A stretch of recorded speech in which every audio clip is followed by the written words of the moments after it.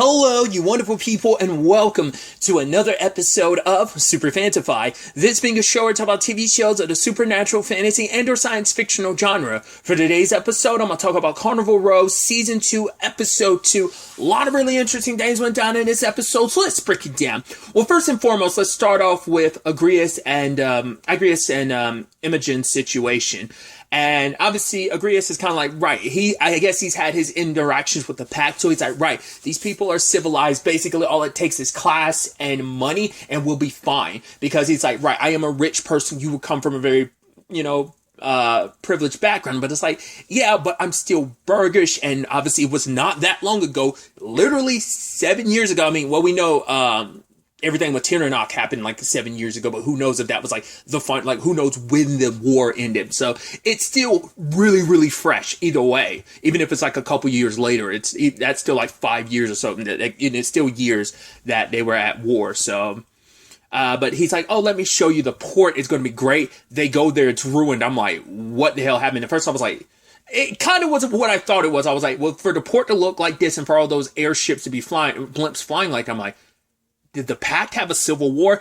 Technically, it looks like that's what's happening. Basically, there is a revolution of people known as New Dawn. They're people that were kind of oppressed by the way the Pact operated. So both human and Fae have risen together to strike back at the Pact. So it's the old guard versus the new guard. Who's like, it's so interesting. Like, once again, I wasn't because the way they set up the Pact in the Berg situation, that being kind of like a background lore thing to the world, I didn't think it'd ever go more than that. I talked about that last episode. Now we're going even deeper into the Pact situation and obviously how that's going to eventually affect the Berg, because later on the old guard, when it comes to some of the old leadership, send an ambassador, because I was wondering, was like, well, we know that Jonah's supposed to meet with some ambassador that's connected to the Pact. Well, this is someone who's part of the old guard who needs help fighting the New Dawn. So that's fascinating, which we'll circle to that conversation a little later. But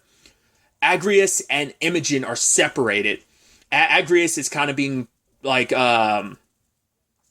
him and his men are being they are being forced to wait while Imogen's taken away, and they're stealing all their treasure. And he obviously, for Agrias, he's coming at it from the point of like, hey, we're supposed to be civilized gentlemen, let's handle it as such. You're acting like a pirate. But the moment he found out who Agrias is, he was like, oh, you are a traitor.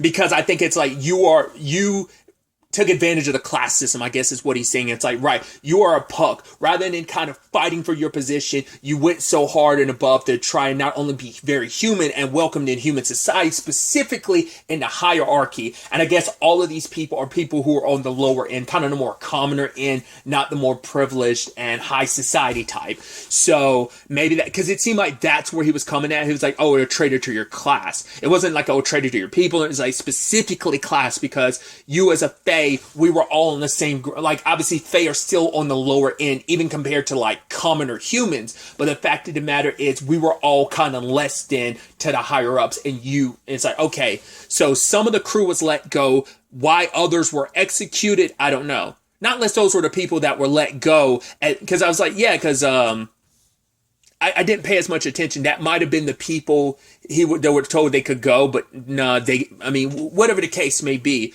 Agrias had to sit there as they were executed, and he thought his death was coming too. And even later on, he's just replaying it in his head, and his hand is shaking, because it's that sad reality of probably like, right, you've escaped terrible situations as a puck, as a Fae. You've escaped those situations. And I guess maybe on some part of him, he thought, now that I've reached higher society, I won't have to worry about that. Like, death was so close, even to the point he's got blood on his sleeve from the person next to him being murdered. And it was that he was seconds away from dying. But if Imogen hadn't talked to Lenora, then who knows how that situation would have played out. But it is a situation of like, she must be someone pretty higher up. It's like, where's the master of this house? She's like, I don't know, must be somewhere. It's like, so I'm wondering if she one of the key leaders to this whole thing. Especially like all that time she was spending trying to get to know Imogen, ask kind of about her principles and stuff. It's like, right, you don't want to help make the food, but I was like, oh, you're saying that's improper for you, but it's like pretty improper to have a puck lover. It's like, how do you know about that? Like, how would anyone know? Because the others don't, even the people that took them don't know that Imogen and her and him are lovers. No one knows that. So for her to know that, it kind of speaks volumes. But especially when Imogen was like, right, Agreus is like the best person, Fawn or not, like he's the best person I know. And she's like, oh, I'm really interested to meet this Agreus. So that's the only reason why he survived. And it seems like Agreus knows her because he was like, Leonora. And then he showed Imogen her picture. It's like, is this it? And it's like, yeah, that's her. It's like, who is she? And I wonder if she's someone from Agreus's past, like when he escaped, you know, the servitude of being a puck. I wonder, did he kind of burn a lot of bridges? Did he leave a lot of people behind? Is she someone from his past in that regard that know that she's someone that he left behind? Like, I wonder, well, they never specify. Maybe they did and I just don't remember. Well, we know what land he's from, but we don't know which side of the pond, like, well, because we know, like, Tirnanock was kind of, I think, in that in-between space for the Burge and the Pat. Like, maybe it was kind of like an in-between area, or maybe it was kind of still more Burge territory than anywhere, Burg territory than anywhere. I'm wondering, is the land that the Pucks are from, is that more Pack territory now, or is it just kind of its own thing? And because he seems knowledgeable enough in the Pack territory, knowing like, oh, money and stuff like gets you places here, so he might have even deeper connections to the Pact in that regard. But especially this woman, it's like I said, the moment he heard her name, that it's like, wait, she already knew about us. It's like, so that once again proves to me that she has to be someone pretty higher up. So that's all we got on that end of things. At least Imogen and him are together. He's not going to tell her the truth, and she's like, right, we'll get the crew and we'll kind of leave after, like, cause he's like, right, I'll purchase our freedom. But the problem is, it's like, yeah, he doesn't want her to know, like, right, all of our treasure was stolen, so everything he has was taken from him, you know? And then you add on top of that, the crew is dead, and he doesn't want to tell Imogen that because he doesn't want to, I mean, once again, I think those were two separate groups. The ones that were executed and the ones that were set free.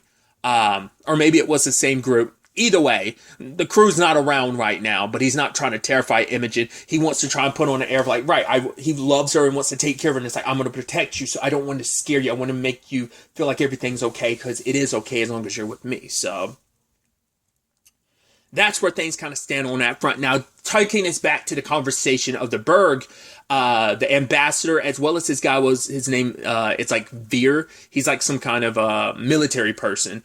Veer and Millworthy end up talking, and it's like, oh, we met each other at something like a month ago, and they're both trying to suss each other out, because Millworthy's like, okay, the only reason why you need our ammunition, like, yo, like the whole, like, oh, you want to like buy some of our weaponry off of us, is because you're in such a desperate situation. And he's like, all right, basically, having fought the Berg, we know that your rifles work fantastic at a long range, much better than our own, so it benefits us. But it's also like, yeah, but you also need our help because you don't think you could beat the Pact. I mean, the Pact doesn't believe they could beat the New Dawn on their own. And so that in itself actually ends up tying into a conversation with Sophie and Jonah, where Sophie's saying they could take advantage of this situation. Basically, like, hey, we can arm the new Pact. I mean, we can arm the Pact. And, you know, it's like, yeah, but will they still stand a chance? And Sophie's like, no. But what we could do is we could also arm our enemies, play both sides of the field, get them going at each other, weaken each other down. That way the Berg can come in, swipe, and take both of them down, and we can take back Tirnanock, the place that even your father couldn't do it. It's like, oh, you'll build your legend. It was, I think last episode, he told Sophie about the prophecy that his mom had talked about like him being a great man and stuff like that. So, and for them, they feel like this whole situation can benefit them in the long run. It's like, right, both of their positions, in their respective positions, him as chancellor, her position as a representative, is tenuous at best. So this victory could benefit them in the long run and could solidify their situation. Which Jonah's like, I don't really want this job that bad. Do you really think I do? But Sophie's like, yeah, but you could always go back to your old life. But either way, I'll support you regardless. It's like BS. She's manipulating you. She needs you to stay in a position of chancellor because it also makes it easier for her to get what she wants too. You know, she's very scheming. Like, she's already, it's like even Jonah saying like, oh man, I fear any person that underestimates you. But she also has to point out, Jonah, you constantly underestimate me, because it's like, okay, so how do we convince your party, who's very anti-pact, to work with us in that regard? And so she ended up selling off a lot of stuff, taking a lot of her inheritance and her money, and she's basically buying off people on her side. It's like, ooh, I have a larger stake in your company or your factories. I need it, I'm buying a larger stake because I need collateral. This way we make this happen, because obviously a lot of like the people on her side, the reason why they want to knock her off the pedestal that she's in right now, her position, because Jonah's position of locking all the Fae up in the row has backfired on them, because now the Fae were their cheap labor, and now they don't have those Fae to work. A lot of their factories have to be shut down, so they're bleeding money. So also they're not pumping out the resources that they need to be pumping out. So this is supposed to be her way of being like, okay, I could sway the chancellor to kind of go to mine. So it's like, right, you have his ear regardless. And obviously both sides are completely unaware of you two being in league with each other. But putting herself in a very advantageous position. Once again, I'm just so curious what her end result is, because, well, she's keeping her servant Nilly like hidden away. Understandably, it's like if they find her, they'll like ship her off to the row. But it's like, I think legitimately in Sophie's case, it's like, you are my best friend, and I'm not going to have you shipped off to the row. Obviously, like, her brother's there, and it's like, how can you be so sure and okay with all this? It's like, what the end result is. Once again, I don't know if her plan is to take the chancellorship and run things her own way. What new dawn she's going to end up creating in the long run. Like, is she just going to wait till Jonah's in a certain position and bump him off the throne and kind of take it for herself? Like, especially because they're building this whole narrative of anti-Fae, but it's obviously you're not 100% anti-Fae, and obviously neither is Jonah. I mean, going to Fae prostitutes that doesn't like make you go, oh, that doesn't make you, but it also, I mean, that's what Quill was also going to say. It's like, oh, did they know about your time at at the place where, with the Pix prostitute, so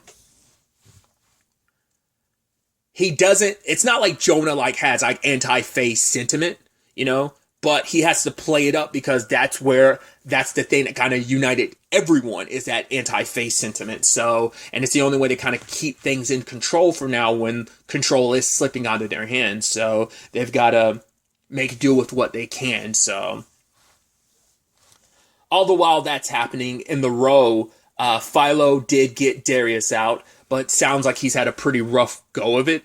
It's like, cool, you got me out, but it took you so damn long to do it. It's like, they found out that not only was I a werewolf, essentially, they found out specifically I was bitten by a packed weapon, so I guess they felt like, oh, like, we don't have to treat you with it. Like, it's not like, oh, you were, I mean, even if he was somehow, well, cause we haven't seen those creatures in the Burge, so they have to be like that werewolf curseism thing. Like, that is very specifically a pack thing. That's not. So it's like, cool, you were turned into this weapon. Let's utilize it. They ran tests on him, put people in his cell with him just so he would rip them apart. I guess just to see whether or not they could take advantage of him in the future and like sick him out there in the battlefield. At any time they need to get rid of someone, they could just have him rip them apart. Maybe. We have no idea what their long play was. Who cares? They're just doing a shitty thing to someone just because it's like, right, they see you less than. You might have been a soldier at one point in time, but you're not even human anymore. You're less than because of what you are. But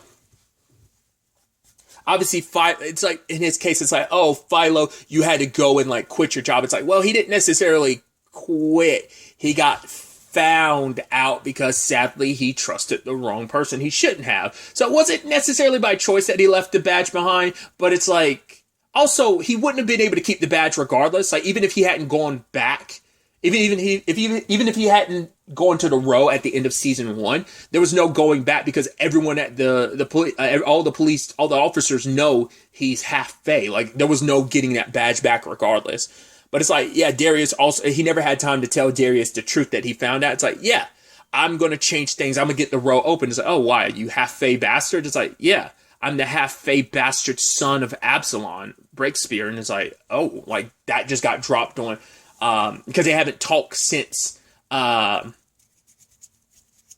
found out about his mom and dad. Specifically, well, his dad, because I think the last time they talked, he figured out Aisling was his mom, but I don't. At that time, he didn't know Absalom was his father.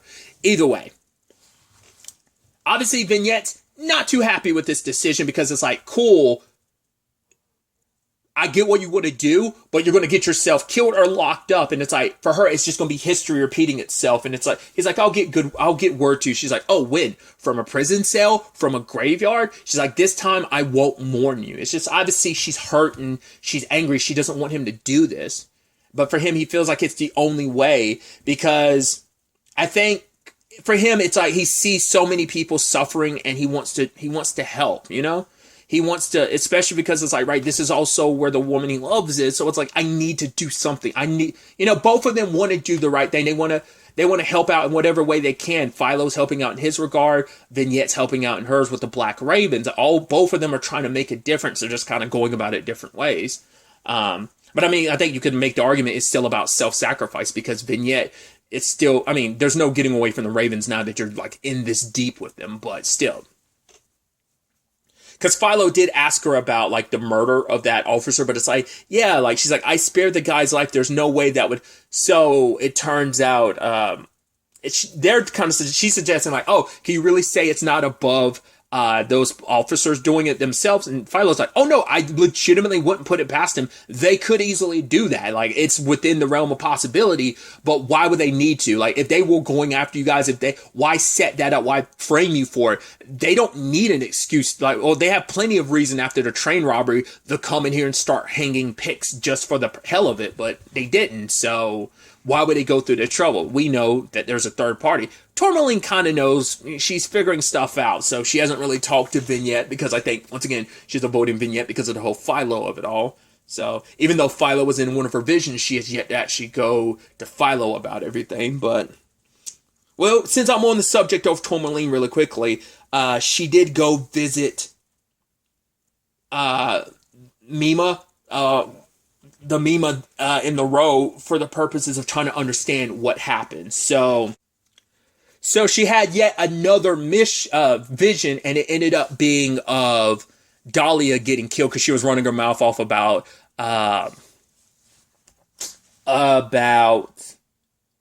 Vignette, and then her and her right-hand guy got.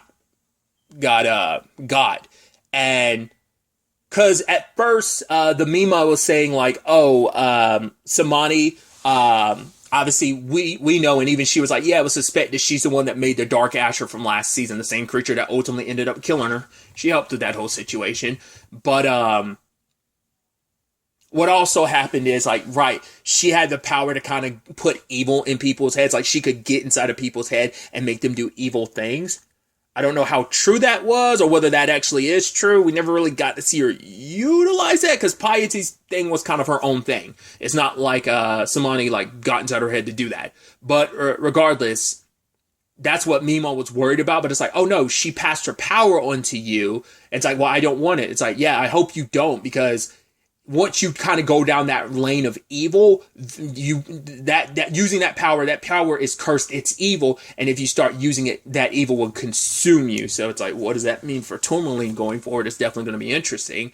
But once again, why specifically Tourmaline? My thought last episode had to be was just because she was in proximity. But even then, why now? Once again, not less Tourmaline in between seasons has been dealing with this, and maybe that is extra reason why she's been avoiding Vignette, and it just kind of hit its fever pitch last episode in the premiere, but I don't know.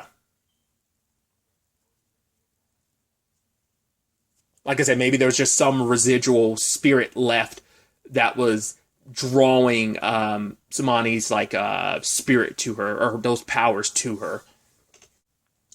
Doing whatever she can to help Philo, Vignette ends up creating the situation with the Black Ravens. Like, cool, we could use this as kind of like a disruption. Let's confront them. Let them see what they've caused. Make them come face to face with what they've done. Because if, without telling the Black Ravens her main reason for doing this was to stop Philo, but it's like using Ona as kind of like, this is what is happening because of us. Us who you use as your servants, you've locked away, and now it's like, you've left us with all this disease, blood, and death, and and in the squalor with the shit. And it's like, are you going to like turn a blind eye to it? So while Philo was getting ready to kind of, announce himself at the party that Millworthy had, because Millworthy was like, right, if it goes down like this, I will try my best to kind of like ask for an inquiry. So like, even if you get locked up or killed, we will have people who can officially testify. I could say my part, but also Afisa, because she was there, when obviously like his wings were cooked and everything. Like obviously we found out last episode she was there when Imogen and Ezra's father played his part in everything that went down with Philo and just Ashley and Absalom and stuff. So, well, no, because she didn't know about Absalom. Like, the only person who knew was Aisling. Well, and Sophie, who eventually found it out and kind of set this whole thing in motion. Nevertheless, before Philo could make his announcement, that's when the Black Ravens busted in and they showed Ona. And you could tell, like, she was like, don't turn. Dahlia was like, look at what you've done. And you could see that look on Jonah's face. He does legitimately feel bad for them. And you can almost see that look in Sophie's eyes, like, come on, don't get sympathetic here. You got to stay stern and true to like their anti-Fae positioning.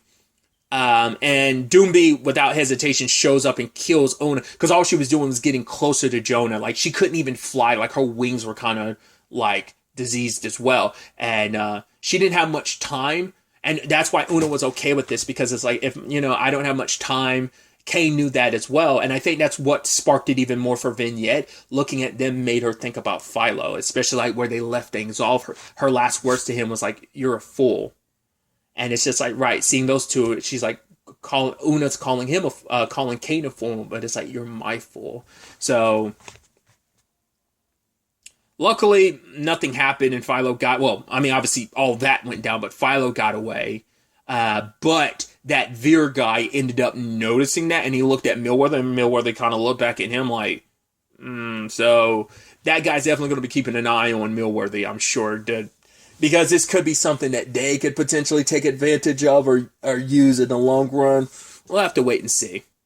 Because no one else saw Philo, because Philo made sure to like not let Doombe like see his face, so they didn't realize he was there. Jonah knows he has another. Knows he has a half brother, but I was like, does he know it's Philo? That's what I don't remember from the season finale. Like because he obviously found out about Sophie, but I'm like, I don't about Sophie. I mean, not even just the sibling thing, not even that conversation. It's more so about the whole finding out that Sophie's the one that wrote the letter to his mom.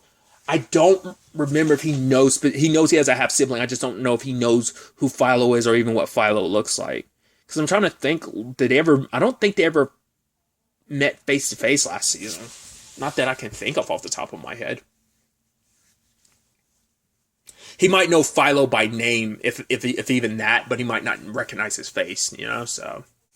And then we had the episode ending on, well, yes, Philo and Vignette are luckily reunited, and it, and I think regardless of Philo wanting to do what he wanted to do, well, he even said it, he didn't want to do it, it's something he has to do, but even he was kind of scared of dying, but he appreciates Vignette doing what she did, keeping him alive, because now he gets to come back to her. So it's like, yes, it was a foolhardy thing, but he felt like he had no other options. This was the only play he had to, like, put the Fae, specifically the entire row, in a better position. But the episode ends when they find Dahlia and her right-hand person. Their heads have been ripped off, and so are their wings. So now it's like, okay, the Berg, they believe the Berg did it. But Tourmaline knows something else did it. Once again, whether it's another Dark Asher or not, we don't know. But whoever or whatever this is setting the stage, because once again, the Bergs are like, oh, this officer's dead, it's got to be someone from the row. Oh, these people, these two Picts are dead, it's got to be so. Like, whereas last episode was like victims across the board, it was a Picts, it was humans. But in this case, well, there was also Tsimani and as a Horspecs. So, but now it's like, the point seems more so that Piety had a reasons for that, trying to shut down anyone that had any knowledge about the truth about Jonah not being Absalom's son and the rightful heir actually being about Philo, because if he's dead, the prophecy could and only apply to Jonah. Either way, but it seems like this time the murders are specifically to stoke the flames between both sides. And now you add in the fact that there's this whole pact situation, which the pact situation also has their issues to deal with the whole New Dawn thing. So it's turning into a muddied situation with so many pieces moving that I'm curious to see how everything ends up like intersecting. Like what this whole situation in the Burg and the Grow, what this ends up turning into, because eventually it will bubble or boil over, very similar to the New Dawn thing, and maybe that's also, once again, the point. We'll ultimately have to wait to see where the next episode takes us going forward with all of this. But really, that's all I'm going to talk about. So the next time we meet, be happy, be safe, live life to the fullest, and enjoy it. Good day, and goodbye.